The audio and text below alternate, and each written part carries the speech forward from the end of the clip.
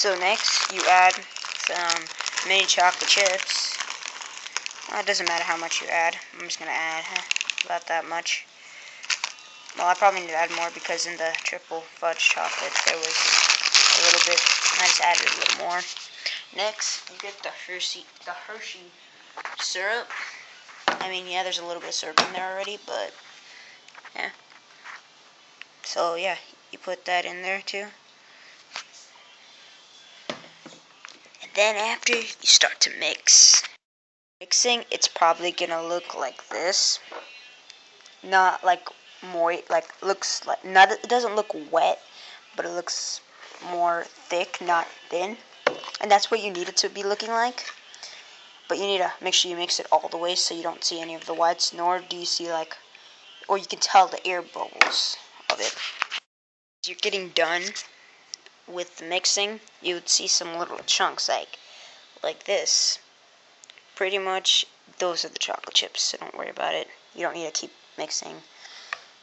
But if it looks like this, you should be done. But if there's like some like little air bubbles, you might want to keep mixing, which I kind of need to keep mixing this.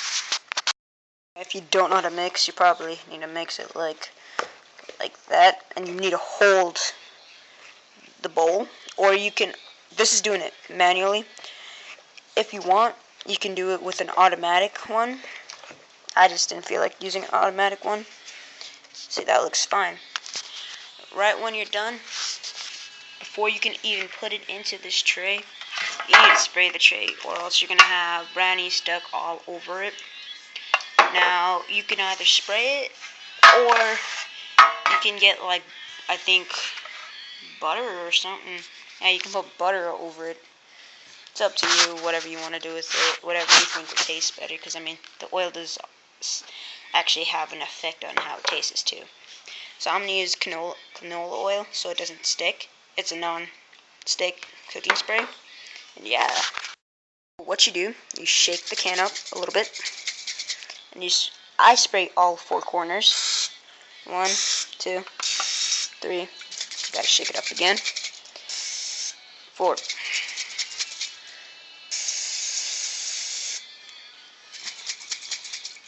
Then I just spray a little bit on the inside. And remember, my hands are cleaned. I've already cleaned it. So next, you can rub it inside, but make sure everywhere there's no like dry spots. So you rub it until, yeah, there's no dry spots. And you see, I haven't done the sides yet because there's extra on there. So I can take the extra and rub the sides. For instance, there's not much light. The sides are not moist. I need to make sure I rub the sides so it doesn't get stuck to the sides. So, yeah. It should be looking shiny like this. You might want to wash your hands so nowhere gets sticky. Next, you get the brownie mix and you put it inside there. Now I'm going to set this outside for now while I pour it. Okay, while I not pour it into there because I kind of need that. So pretty much next, you get this back and you pour it inside since it's so thick. So you make sure you scrape all the sides. Let it flow inside the pan. That is very thick. Okay, make sure you scrape the whole bowl like very well, so you can get most of it in there. Because I mean, you want more of the brownie, not less of it.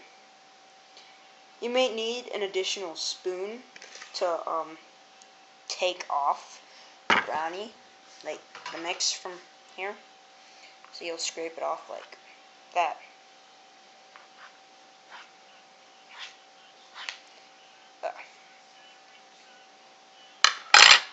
You see, I still have some left in here, so I'm gonna try to scrape it out as much as I can.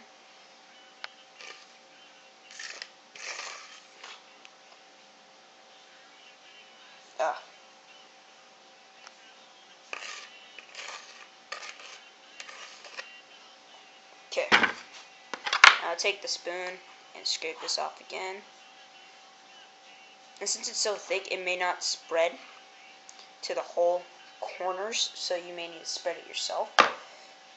So I'm going to do so by going like that, or just letting it flow around the pan, because remember, there is oil under it, it will flow around.